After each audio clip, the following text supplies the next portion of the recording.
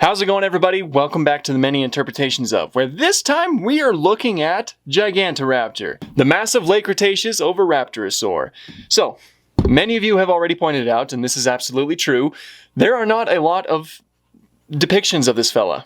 There are about 8 in total, but they are all really cool. So, definitely don't sleep on Gigantoraptor, okay? So, let's get into it. We will start off with National Geographic's Bizarre Dinosaurs. So, of course, this documentary I don't think necessarily had the largest budget, so a lot of the designs aren't exactly top tier or anything like that, but this guy looks pretty decent. I mean, look at it. You know, it has the basic oviraptorosaur head, which checks out because it is indeed an oviraptorosaur. The biggest oviraptorosaur. It was big. But one thing I gotta ask. Why you breaking his arms? Why are we pronating its arms here, huh? That's not, no. Basically, if you don't know, if it tried to do this, it would break its arms. You know, most dinosaurs could not do something like that. They could not pronate their wrists. Instead, they had to hold them inside, where they wouldn't break their arms, you know? Very important, very important. But the rest of the design looks pretty good. It has these sparse feathers, and that's something that we will probably build off of a little bit more.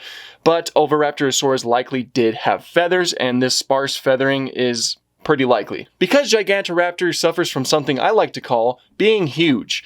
And because it was huge and lived in a relatively warm environment, it had the risk of overheating. So if it had full feathers like some of its smaller relatives, that would probably be a death sentence. But it probably wasn't completely naked, so it probably did have something that was like this. So far, off to a pretty decent start. And then our second one is absolutely amazing. We have Dinosaur Revolution. I really like this one because this one really took a lot of creative liberties. It is, of course, hugely speculative. At least the male design is. The females are relatively dull in comparison, and that's because they were showing off an example of sexual dimorphism, which basically is the differences between a male and a female. A good example today are peacocks. The males look like this, the females look like that. And I like it. I like how it has this extra structure that comes down from its chin to add as sort of a display thing, and we get to see it dancing much like modern day birds do today. That added with the bright colors and the downy feathers, I think we have a fantastic design on our hands right here, especially with those feathers that kind of flare up on the back of its head. I like those type of speculative designs because, of course, we don't have any fossil evidence for something like this, but, you know, it's something that kind of helps you think outside of the box when it comes to dinosaurs instead of just like playing things overly safe. I often do like to see some speculative features put onto dinosaurs to, you know, just as an added flair. And I think this is a great example of that. So truly hats off to Dinosaur Revolution. Huge contrast right here, but next we have Planet Dinosaur. That's another documentary entirely. This one certainly goes a little, like, errs on the side of just kind of keeping it relatively dull. I mean, the colors do vary from individual to individual, probably male versus female, but the rest of it looks pretty good. It's massive like it's supposed to be. The skeletal structure seems pretty decent, I think, like the skull and everything. It certainly does look like a huge oviraptorosaur. And yeah, no, they do a great job at portraying it here, seeing the feathers, the downy feathers and everything. Also, one notable thing is how it kind of gets buried by the sand at one point, and that's something that's heavily influenced by some other oviraptorosaur fossils we found, like this Citipati right here, who unfortunately was buried while it was on top of its nest. So I think that was a great way to kind of showcase that, and also kind of show off the fact that these dinosaurs were brooding parents, because we do see the Gigantoraptor here brooding over its eggs, which is basically when they sit like in the center of their eggs and they kind of stretch out their arms and they're just protecting them from the elements, keeping them warm when it's cold, and just like protecting them from, you know, any would-be predators or anything like that. So there's a lot of really good examples of things that happen in this documentary that really kind of flesh the animal out quite a bit. So another great one. Okay, so I'm aware that Gigantoraptor is present in prior Extinction, and I wanted to do that thing where I'm kind of like looking at them in game now, you know, looking at the specific designs. So I got prior Extinction specifically for that. But as I come to find out, I think that my account has to be like a specific age in order to play this daggum game. And I get this error. You were kicked from this experience. Your account is not, emphasis on the not, old enough to play this game. come back later. So I'll just be looking at an image. Okay, so we have some images here. They come from the Prior Extinction official wiki. I'll go ahead and look at them through this way. So, very good. I always think that Prior Extinction has extremely good models. It'd be really cool to play that game, but I guess I do not qualify because I guess my account is not old enough to do that. I wouldn't mind playing this. This is really, really solid. Specifically, I like how thick the neck is and the way that it leads into the rest of the body. These arms look really good. The head looks pretty good. And a lot of these colors look really solid. I really like this type of throat pouch that this one has. And that I think they all have it. Yeah, no, these are really solid. Maybe one day I'll play as it if I am ever allowed onto the game. If that's like an external issue, like if it's not actually my account being just a couple minutes old, then be sure to let me know, because I wouldn't mind trying this out. These are really good. So this is probably the most unorthodox one on the list, but we got to make it work. Now, Ark Survival Ascended. I'm pretty sure this guy is pretty new. Let's see if I can get a good look at you. So, I really like the way that it looks. Hold the flip still, dude. You need to chill, alright? Took me forever to find you. This is how you repay me? Hey. Hey! Alright. It took me forever to find him. But I think it looks really freaking cool. I think that the most recent Ark designs have just been absolutely awesome. In like in the best kind of stylized way. Like this one, it certainly has a lot more exaggerated features. It has like longer feathers, these kind of like quill-like feathers that poke out, and it has a massive crest too, which is all very cool to see. And I just think it's really high quality. I'm a fan of it. I especially like this piece of concept art right here that we saw when it was announced. This is a little bit of a better look. The colors on this one in particular is really cool too. I'm just hoping that it doesn't get a little bit more aggroed again. It is.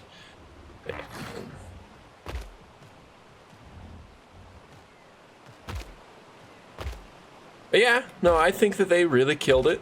I've been saying that a lot with this list, but I think we've had some pretty high quality guys. Look how cool the feathers look too, especially when you get like up close to them.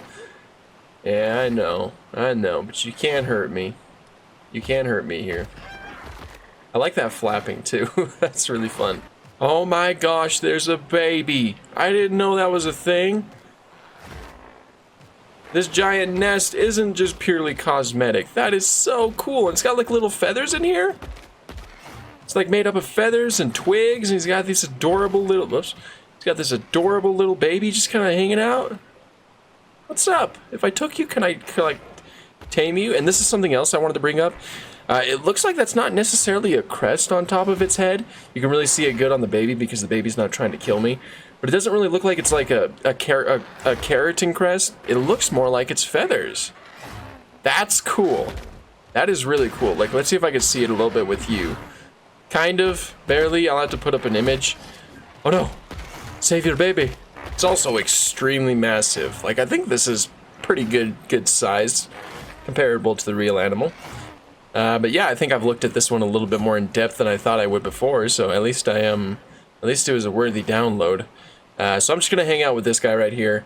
Yeah. Okay, now we have the Carnivores Universe. This one is Carnivores Dinosaur Hunter, the one on the phone specifically. And let's go and take a look at the Gigantoraptor that exists here. Oh my gosh, it is glorious. I remember hunting these guys all the time. They're actually kind of terrifying. They're really fast. Very cool design though. Oddly enough, I think that they mesh pretty well with the carnivore style. I mean, they're a little bit brighter than the typical Carnivores dinosaur.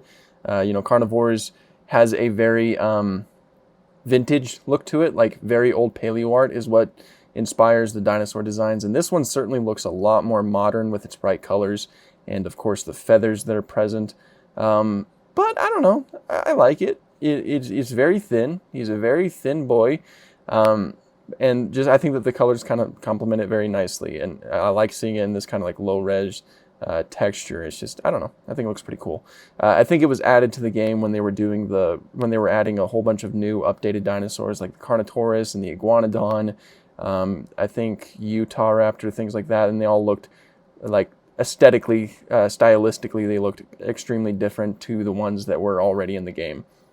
I never really minded it, but I understand why they reverted some of them back to like older designs. Still, this one's very cool. I think it matches up pretty well to the skeleton, and it's just a fun creature to hunt, I think. Yeah, this is a classic game, you know? Very classic. Gotta love it. And now we have Jurassic World Evolution. We got all kinds of different colors for this guy right here.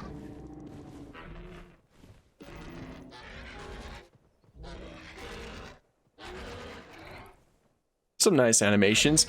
I love these guys. I love the way that these guys look in this game. I think that this was by far one of my favorite DLCs to be added to this game. This one's really high quality. I really like the noises, the colors, the different colors you can give them, the texturing of the feathers. I mean, maybe too many feathers for an animal this big. I like too full of feathers, but I think they're really good. They did opt to give it a like larger crest. It has the beak, and just the animations look really good. And it's, you know, it's got a lot of cool animations where it kicks other dinosaurs and things like that. And yeah, no, definitely no complaints with this one. I think it's a really solid design. One of the few feathered dinosaurs that appear in the game. Just really cool, really cool. Ooh, this one in particular, as he phases through his buddy, is really cool. The purple, like, kind of crown it has up there, and the purple tail fan. Very awesome stuff. These colors are awesome. And here's a little bit of a bonus. Apparently in the first Jurassic World film, there was a point in time where they were possibly considering including Gigantoraptor in the movie, but it was scrapped very early on. At least this is according to the Jurassic Park wiki. I don't know how valid that truly is, but I could see it happening. You know, I think that there was a certain point in time where they were probably just spitballing dinosaur names out there of what they wanted to include in the movie, and you know, a lot of those wouldn't get added later on. But here's this little piece of art that is with it on the wiki page, and you can see what appears to be a Gigantoraptor off to the side right there.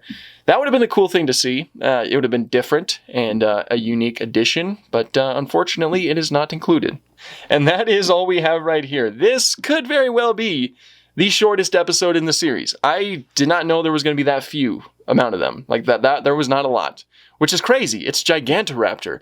Oviraptor is an incredibly popular dinosaur. So is Sidipati. So you would think that we would see more of what is related to those, but just bigger. I didn't really get a chance to talk about it too much, but a lot of the attributes that it had is that it was pretty much likely mostly herbivorous, though it probably would indulge in a carnivory diet every so often. It had a mostly toothless beak, of course. As I said, it was massive, and it was likely sparsely feathered. It's unlikely that it would have been completely naked because its close relatives had feathers too, so it's really unlikely that it would have lost all of those. Hopefully it's a dinosaur that we get to see in more media in the future.